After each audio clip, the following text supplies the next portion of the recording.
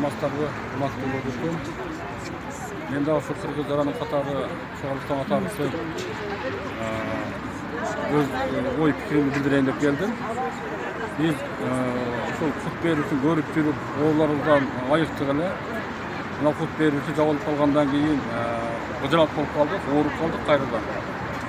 Мына ошол кут берүүсүн, кайрадан ачып берүүсүн талап кылабыз.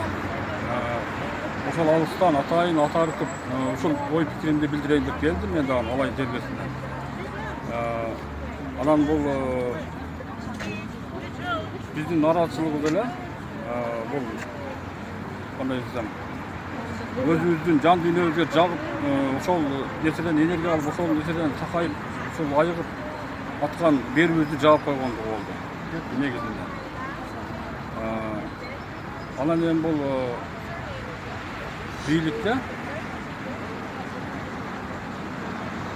эскиче түшүнүктүү адамдар башка болбойт экендигин айтабыз. Бул Сооронбай Жээнбеков бул ааламдан буйруп келбегендиктен кыргызды өнүктүрүп, өстүрүп, улуулук сыпатка жеткире албайт.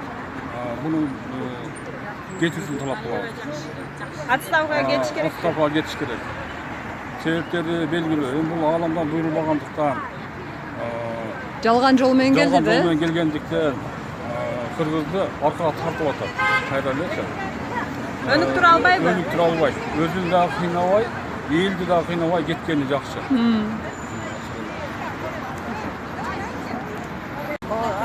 Мисалы азыркы жерде биз энелер тургандыктан журналисттер келди, көп эле журналисттер келип атат.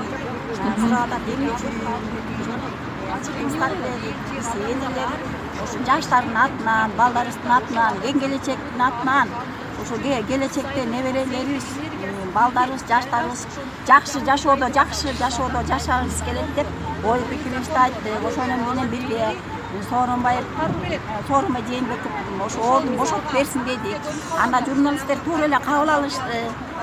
Чындыкты айтып атасыздар деди. Анан ошондо мындай деген ырсаптар келет экен бизге. Жерибиз көккө ыңгайлуу, элибиз билбейт муң кайгы деп ошол ырсаптар келип атат. Ошо жана журналисттерге айтып атканда биздин баягы көкүрөгүбүздөн өркүндөп чыкты. Ошо улуу кыргыз улуулукка өтүшүбүз керек экен. Керектиги анык экен да. Чынын айтканда Сооронбай Жээнбековду эмес, биринчиден эле бул Алмазбек Атамбаев бул Сооронбай Жээнбековду алып келген. Анткени Атамбаев өзү бийликте түбөлүк калгысы келип, андан кийин өзүнүн досун алып келди дагы. Бул жалган жол болгондуктан бири-бири менен жалган менен келди. Бири-бири менен азыр урушуп, азыр деген пикир келишпестик болуп, азыр досун сатып аткандан кийин бийлик элди кантип сатпай коет азыр.